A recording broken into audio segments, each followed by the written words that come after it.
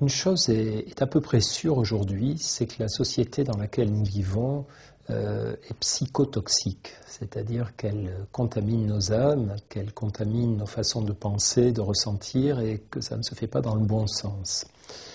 Ce que j'appelle une société psychotoxique, c'est par exemple la nôtre dans ses aspects matérialistes. On parle de société matérialiste lorsqu'une société met au sommet de ses valeurs des valeurs telles que le pouvoir, la réussite, la possession matérielle.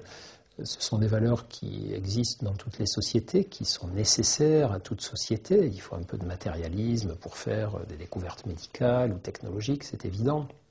Mais lorsqu'elles passent du rang d'outils au rang de Dieu, au rang de valeur suprême, comme c'est le cas chez nous, alors ça pose de nombreux problèmes. Et on dispose aujourd'hui, il y a tout un champ d'études en psychologie sociale qui montre que plus une société est matérialiste, plus elle accorde d'importance à la possession, à la consommation et au pouvoir, plus elle engendre des individus malheureux, triste et anxieux. Et plus un individu a un fonctionnement tourné vers le matérialisme, plus il est insatisfait, tendu, anxieux, exposé à la tristesse, au spleen et aux états d'âme négatifs. Donc cette société matérialiste pose déjà ce problème de fragiliser nos états d'âme parce qu'elle nous éloigne tout simplement de ce dont nous avons vraiment besoin. Nos vrais besoins ne sont pas, ou pas seulement, dans toutes les valeurs matérialistes, mais ce sont des besoins de lien, des besoins de partage, des besoins de contact avec la nature, des besoins de gratuité, d'interaction sans arrière-pensée. Nous ne pourrons pas survivre dans un monde où tout est pensé, pesé, calculé, payant ou en attente d'être payé. Ça, c'est un point très important.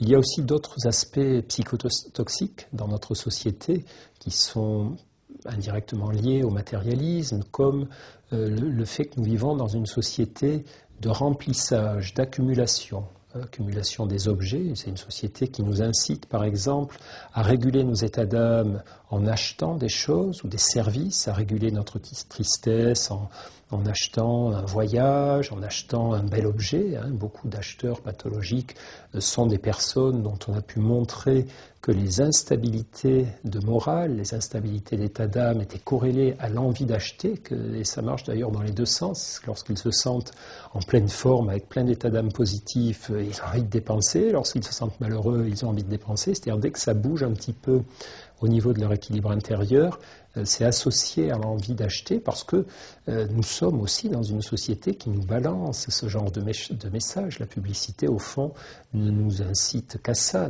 La publicité nous vend des promesses de bonheur, d'amitié, de lien social, de reconnaissance sociale au travers de marchandises qu'on nous incite à acheter, que ce soit des vêtements, des voitures, toutes sortes de produits. C'est exactement la même chose pour la boulimie. Il n'y a pas que les acheteurs compulsifs. Les personnes boulimiques sont aussi des personnes victimes d'oscillations de leurs états d'âme qu'elles tentent d'étouffer ou de calmer en mangeant. On a la même chose aussi pour le tabac et pour l'alcool, donc ça c'est un autre aspect de la société matérialiste qui nous incite à réguler nos états d'âme par des actes de consommation.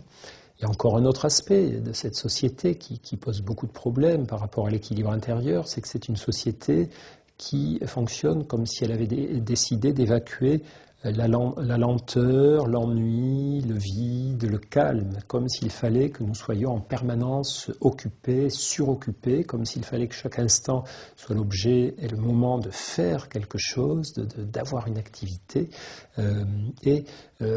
En faisant ça, en répondant à ces injonctions d'être toujours en train d'écouter de la musique ou de regarder un écran ou même de lire, la lecture est quelque chose de bien en soi, mais pas si on est sans arrêt en train de lire dès qu'on a un moment de libre. Il y a des moments lorsqu'on est dans les transports en commun ou lorsqu'on est chez soi où il ne faut pas se jeter sur un écran, un livre ou de la musique, mais où c'est bien de se poser, de s'asseoir, de respirer un peu et de se dire où tu en es actuellement.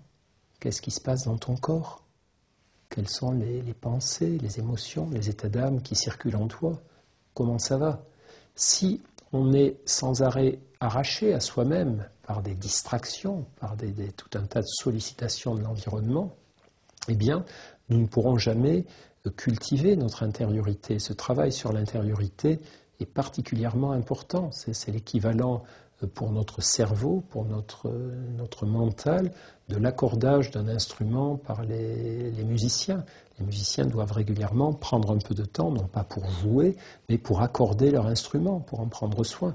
C'est pareil pour nous, par rapport à notre esprit, par rapport à nos âmes, notre cerveau, nous devons prendre du temps pour voir un petit peu comment il va, si ses besoins sont satisfaits.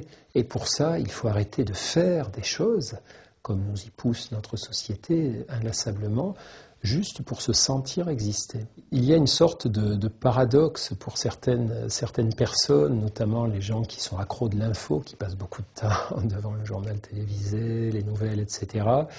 C'est finalement d'être intoxiqué par une vision très sombre et très angoissante de la manière dont notre monde fonctionne.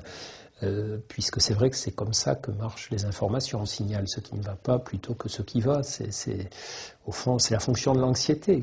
Notre cerveau, les parties de notre cerveau qui sont en charge de l'anxiété font juste leur boulot. Le boulot de l'anxiété, c'est de nous signaler les dangers. Et c'est plus important pour notre survie de savoir repérer les dangers que de savoir repérer les bonnes choses, paradoxalement. D'abord survivre et après profiter.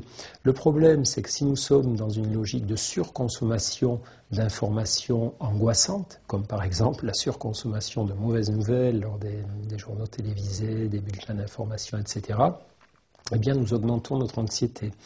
Nous augmentons notre anxiété parce que nous sommes face au pire cocktail qui soit. D'une part, des grosses mauvaises nouvelles, très grosses même, pour qu'on en parle à la télé, à la radio, dans les journaux.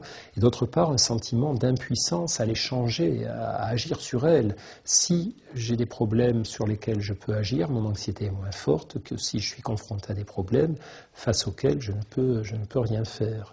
Donc, ce type de société, là encore, dans lequel nous vivons, a ses vertus. C'est important d'être au courant de ce qui va mal autour de nous, ça peut nous motiver quand même à fonctionner différemment, mais elle a aussi ses vices, qui est d'augmenter très nettement notre anxiété et finalement au bout d'un moment de nous donner l'impression que le bonheur est quelque chose soit de dérisoire, qui n'enlèvera rien au malheur du monde, qui ne sert pas à grand chose finalement, soit d'égoïste ou d'inconscient. Comment peut-on être heureux dans le monde tel qu'il est, tel que ce monde qui nous entoure? Et en réalité, c'est évidemment tout l'inverse. Le bonheur est important justement parce que le monde est compliqué, n'est pas toujours juste, n'est pas toujours cohérent, n'est pas toujours rassurant, il est violent, il est imprévisible. Et c'est bien pour toutes ces raisons que nous avons besoin d'être aussi heureux que possible lorsque c'est possible, parce que ce bonheur-là, loin de nous rendre inconscients, nous donne des forces pour retourner ensuite vers l'adversité. Donc, ça rejoint d'ailleurs toutes les études dont nous disposons, montrant que le bonheur ne rend pas égoïste, mais au contraire permet de s'intéresser à ce qu'il y a autour de nous. C'est la souffrance qui replie sur soi-même. C'est lorsque nous souffrons que nous n'avons plus envie de regarder autour de nous et d'aider les autres et d'aller vers les autres. Lorsque nous souffrons moins, nous commençons à respirer et à nous ouvrir. Donc il est important de préserver ces états d'âme positifs dont le bonheur fait partie ou dont il représente une sorte d'aboutissement parce que justement les aspects négatifs de la vie et du monde existent et sont bien présents. Le bonheur, ça ne sert pas à oublier que le monde est tragique, ça sert juste à mieux l'affronter.